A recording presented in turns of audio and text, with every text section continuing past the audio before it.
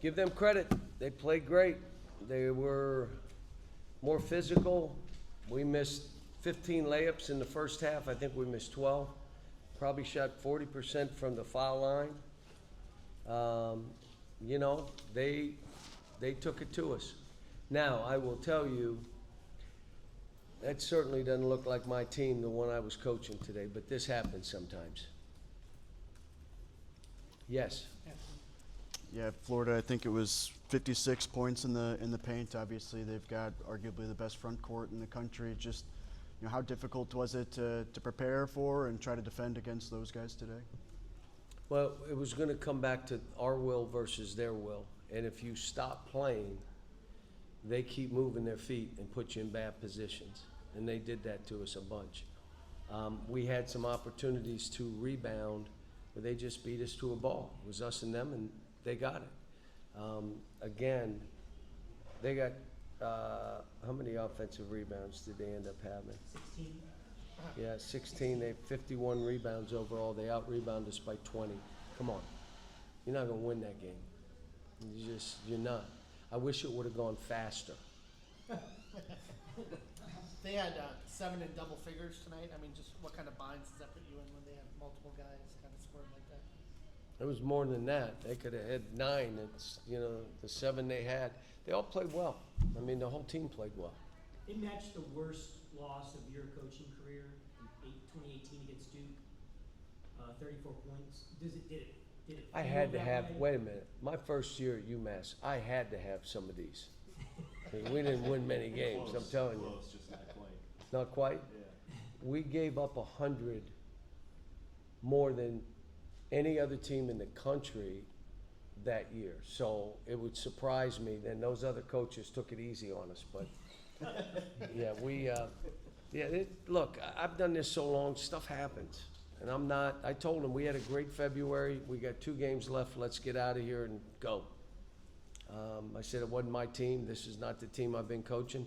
But I did tell some guys, you gotta do some soul searching and be honest with yourself, why did you play the way you played?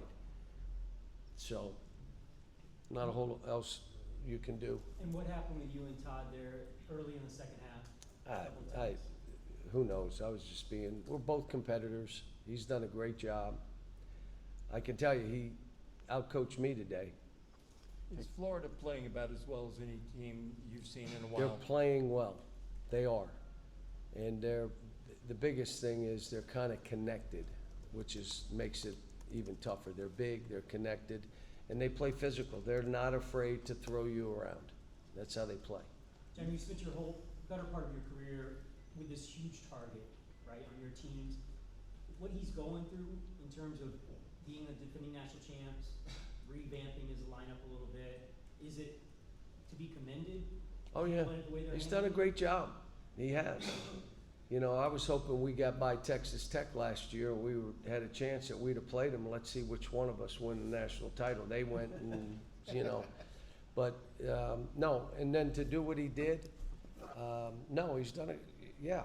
And it's hard. This stuff is hard to maintain and, you know. But he's put a good group together. You've coached more. Of how, I mean, just his energy, how Thomas. Oh, he's one of the best cutters. You know, we made a point, like if he's in a corner, he's cutting. But he also came over the top. He did some good stuff. He plays physical, plays through bumps. He's good. He's good. You've coached more lottery picks, I think, than anybody. I mean, he's projecting lottery everywhere, but just the way Who is? Thomas Houck, just the way he impacts things on both ends. I mean, do you see that kind of ceiling for him? Yeah, and he can shoot it. You got to be able to shoot the ball, and he does. So no, he's good, and he's big. I guess just you know, after a game like that, I guess just what do you say to the guys in the locker room to try to encourage them as you guys? I know, did. head to All I the- said was, we had a great February. We just had a dud of a game. Make sure you look in the mirror and be honest with yourself about how you played. But look, we got 2 games left. We've been playing great. We had a dud. Let's go. Move on. And then, obviously, you coached against Boogie. It's kind of common to coach against guys you've coached in the past these days. But You know, what was it like to, you know, go up against him, a guy you It coached was last their year? team. I never thought in those terms. You know, I know he's a good player. I coached him. What about thought about the job they did on Acuff, particularly in the first half today? They kept him from getting the ball, and I told him their will to stop you from catching the ball is stronger than your will to get open. Like, there were times he just pointed like someone else take, what? He's not done that all year. And so in the second half, I thought he did a better job. But no, and we kind of knew they were going to do it. They did it to some other teams where they've taken a guard and just said, just deny him and make it really hard on him. And so we stopped. We started playing through him. Like, instead of passing it and them not letting it get it back, we'd start the offense with him off the bounce and find somebody, and then we'd play. The analytics say that they're one of the top 4 defensive teams in the country. Would you agree with that? And we're one of the top 3 offensive teams in the country. So what you saw today was a really good defensive team taking care of a really good offensive team. We weren't, you can't miss layups.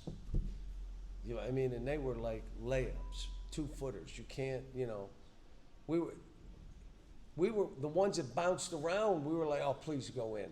I mean, that hadn't been who we were.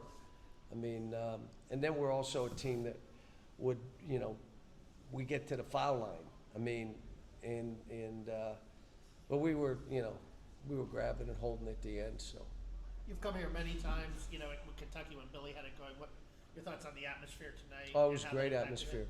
Students were they were in the rain, parked outside. Yeah. I made sure my team saw it. Like, this is you coming to town.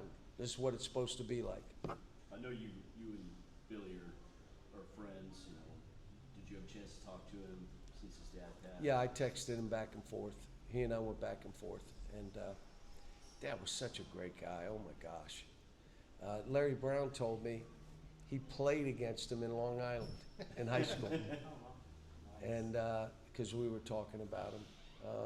But he would grab me before the game, give me a hug. Even when I was playing against Billy, Yeah. he did it.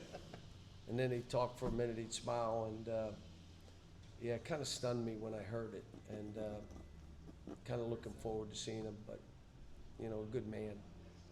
Billy, his 5th consecutive game with 20 points. I guess just, you know, maybe one bright spot on a bad day, but just how important is it for you guys to have we him were playing going as at well? him. You saw how we started the game. We were saying, Billy, you're going to be driving the ball a lot today, and he did. But you can't have 1 or 2 guys when you're playing this kind of team. You got to have everybody. If you're avoiding their contact, you can't play in this game. And we had a bunch of guys try to go sideways and then come back and back and back. You can't play that way.